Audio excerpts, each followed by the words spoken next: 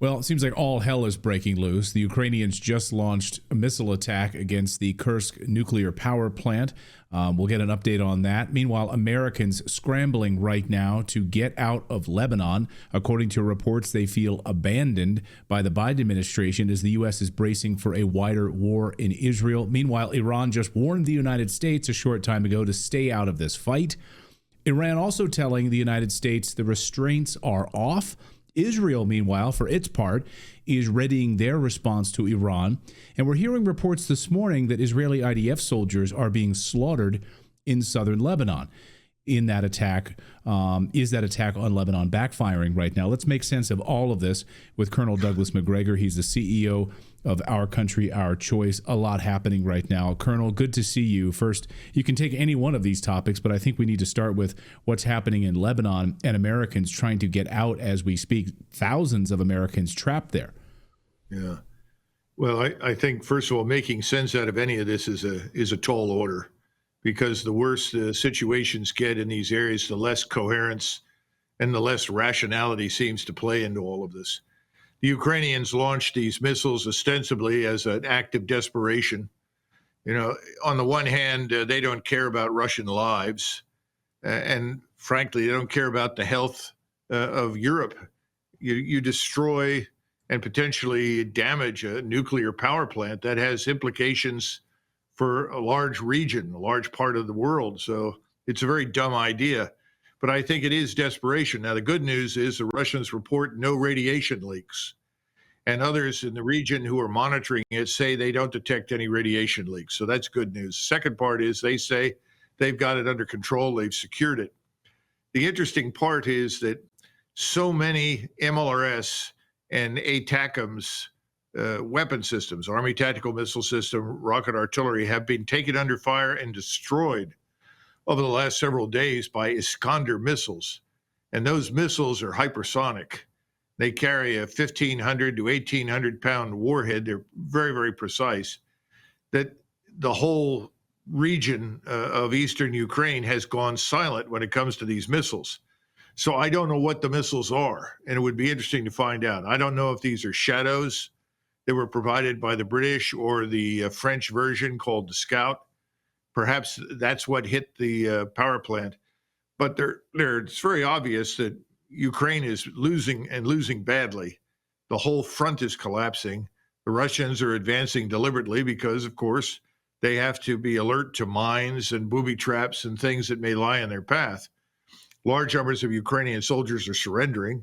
They are, of course, being treated well as always. They're actually calling the Russians once again and saying, hey, we're finished. We have nothing left. We're ready to surrender.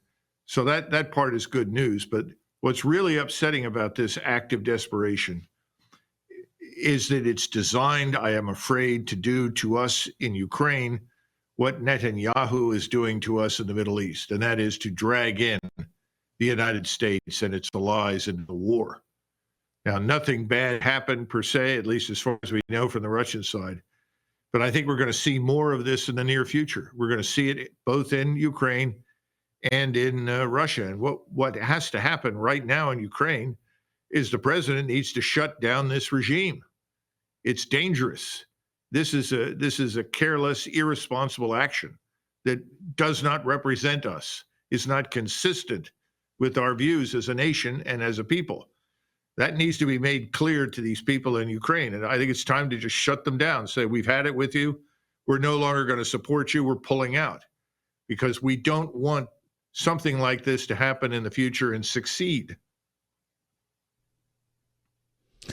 So that's on the Russian front, and that's on what's just happened, this breaking news on this attack on this nuclear facility. Now let's turn to Lebanon, Colonel, where Americans trying to get out, upwards of 7,000 Americans trapped there who are trying to get out. The United States saying, yes, get out, but very difficult trying to get flights and trying to get these Americans out as Israel is expanding its war. This is not just a skirmish. We're hearing from the Israeli side that this is war. They are fully involved in a war in southern Lebanon at this hour. Where do things stand there before we talk about Iran? And the reports that I'm seeing this morning are showing, I'm seeing a lot, and you're not going to see this on Fox News. You're not going to see this on the major mainstream media. IDF soldiers coming up against heavy fire and being slaughtered in southern Lebanon. What's your sense of that? Keep in mind that we do have a Marine Expeditionary Unit in the area, a total of almost 6,000 Marines. That MEU is normally an amphibious carrier, and they should be able to help evacuate people from Lebanon. Now, I don't know if that's being discussed or they've tasked the Marines to do something else, but normally I would think in such an emergency situation, that's why we maintain Marine Expeditionary Units in order to rescue American citizens from this kind of situation. I don't know what the likelihood is of flying out because I don't know who is willing to fly in and out of Lebanon. Remember, over the last few days, the Israelis have killed 7,000 people in and around Beirut.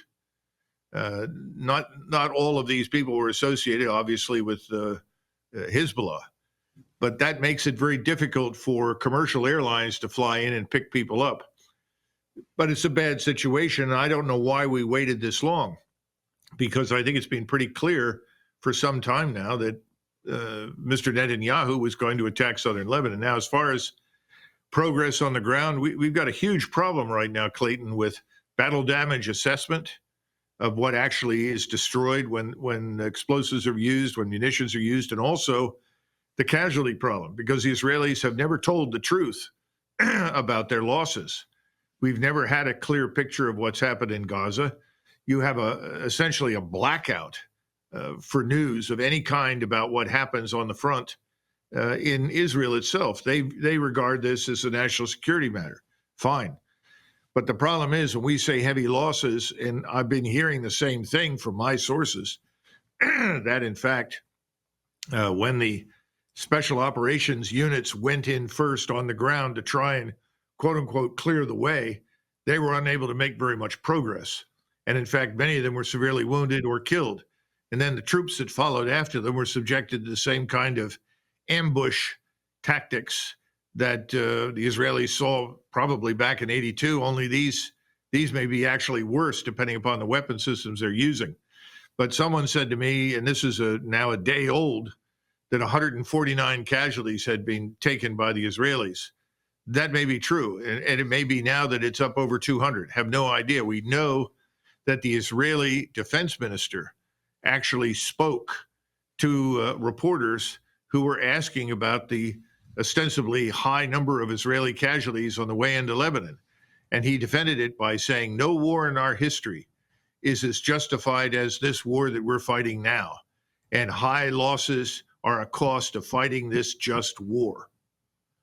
Now, the last time the Israelis took something in the neighborhood of 2,000 plus casualties was in 1973 when they fought the Syrians and the Egyptians.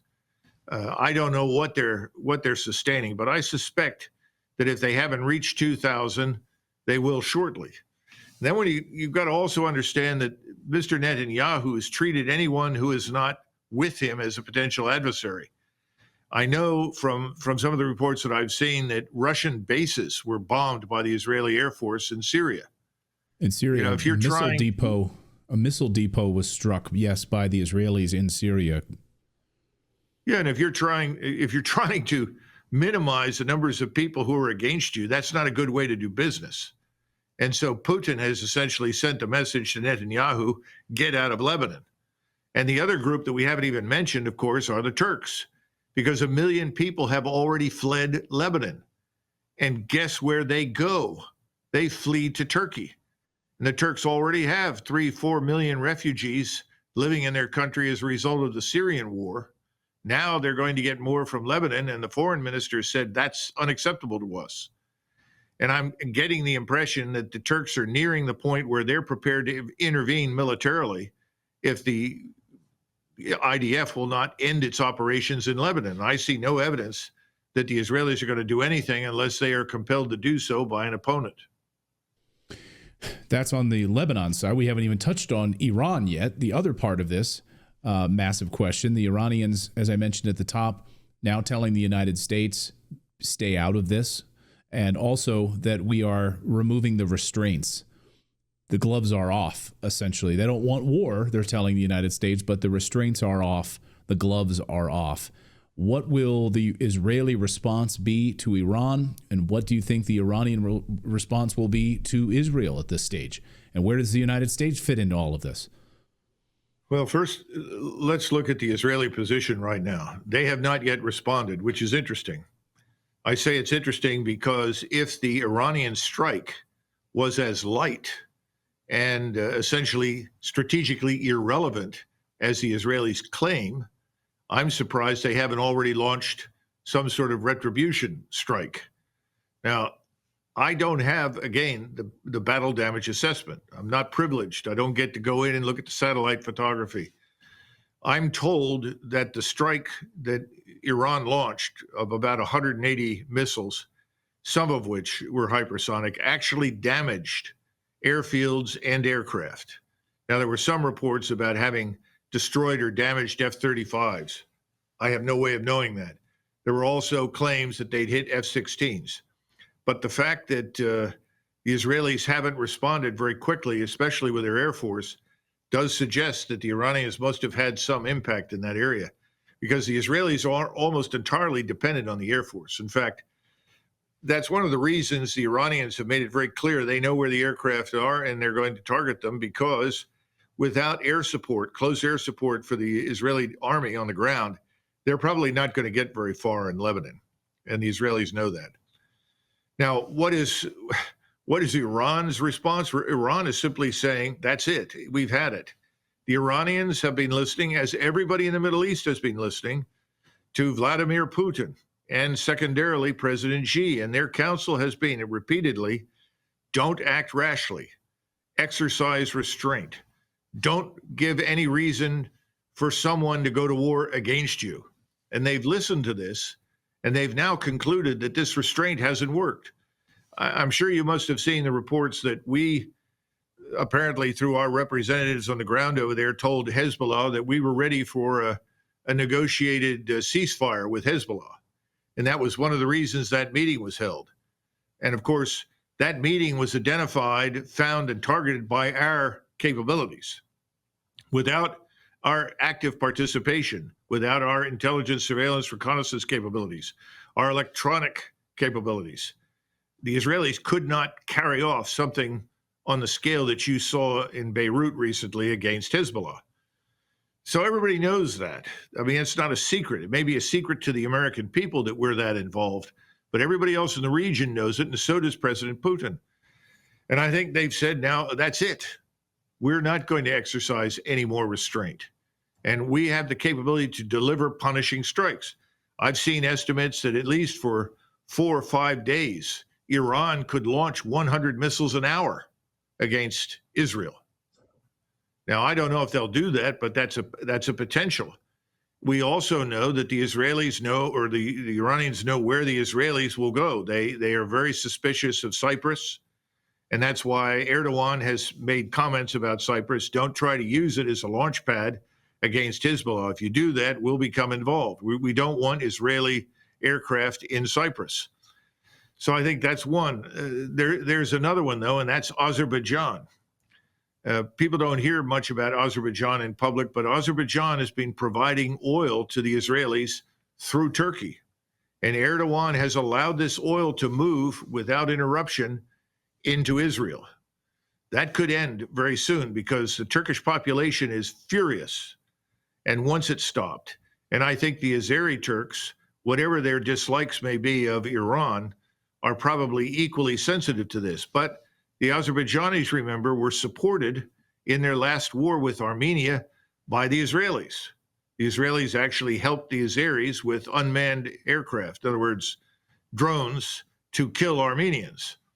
That wasn't very popular in Russia. Russia has historically supported the Armenians, but the Armenian government has moved in this sort of globalist direction and made itself something of a puppet of Washington. But the Iranians know that the Israelis, if they want to, have been given license to go into Azerbaijan, where they can set up, they can refuel, and then launch strikes against Iran from Azerbaijan. I don't know what the plans will be, but I suspect that if that's under consideration and the Israelis try to do it, that Azerbaijan will be drawn into the war, unless, of course, Erdogan, who's very close with the Azeri Turks in Azerbaijan, intervenes to stop it. So there's a tinderbox now that is primed to explode. Every conceivable weapon you can imagine, up to nuclear weapons, is available to everybody. And those weapons are going to be used. And Israel is a very small country, and they've concentrated much of their population in the center of the country. The Israelis are going to take terrible losses. And this has always been my concern from the very beginning.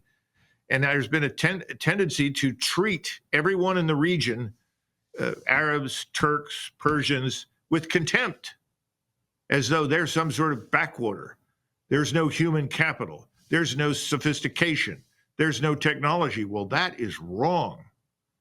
And we're going to get an education the hard way very shortly. And I think it's going to be the death knell of Israel. That's how concerned I am. Now, the Israelis, of course, have nuclear weapons. Would they use it? I think there are circumstances under which, yes, they would use it. And that should be of great concern to us.